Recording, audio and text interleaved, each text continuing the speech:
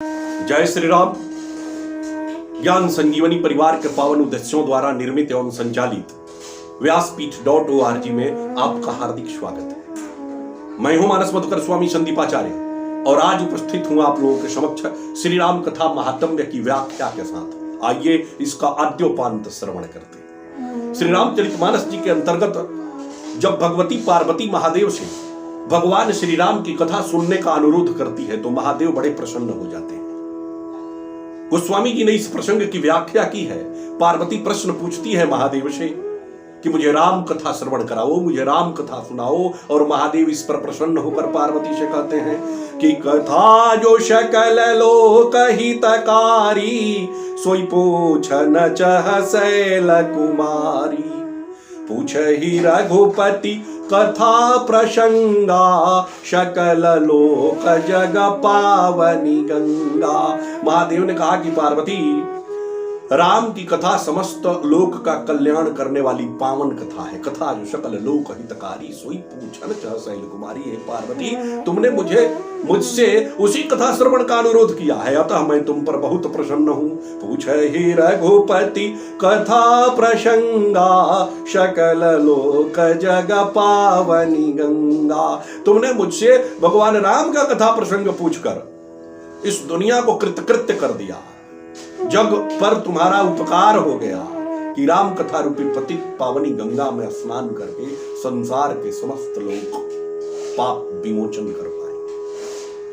बालकांड के अनुसार राम कथा वह सुंदर करतल ध्वनि है जिसके बजाने से व्यक्ति के जीवन रूपी महान वृक्ष के ऊपर जितने भी शंका के पक्षी होते हैं, दुविधा ग्रस्त बातें होती है, वह सब नष्ट हो जाते हैं।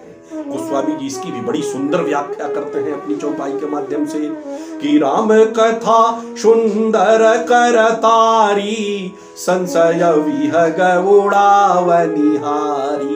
राम कथा वह सुंदर करतल ध्वनि है जिसके बजाने से व्यक्ति के जीवन रूपी महान वृक्ष पर बैठे हुए शंका के समस्त पक्षी उड़ जाते हैं, भाग खड़े होते हैं। राम कथा की इतनी महिमा है। राम कथा की महिमा के संदर्भ में शुरुआत में ही गोस्वामी जी यह कहते हैं कि विमल कथा चह किन्हयरंभा, सुनत न साहि काम मददंभा। मैं वह विमल कथा सुनाने जा रहा हूं, मैं वह कथा दुनिया को देने जा रहा हूं कि सुनत न साहि काम मददंभा, जिसके श्रवण करने से, जिसको सुनने से व्यक्ति के जीवन से मोह, काम और अहंकार का नाश हो जाता है।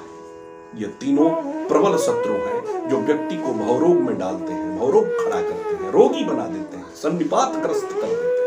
अतः राम कथा श्रवण से ये तीनों भाग खड़े होते हैं। विमल कथा चह किन्हयरंभा, सुनत न साहि काम मद दंभा।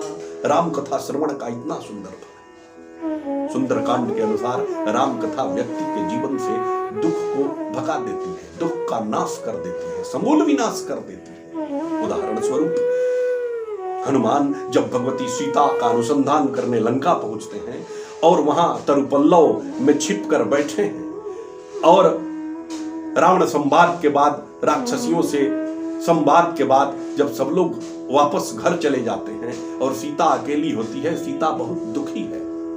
वह आग मांगती है अशोक वृक्ष से, अन्य कई लोगों से कि मुझे आग दो ताकि मैं अपने जीवन को जलकर समाप्त कर दूं।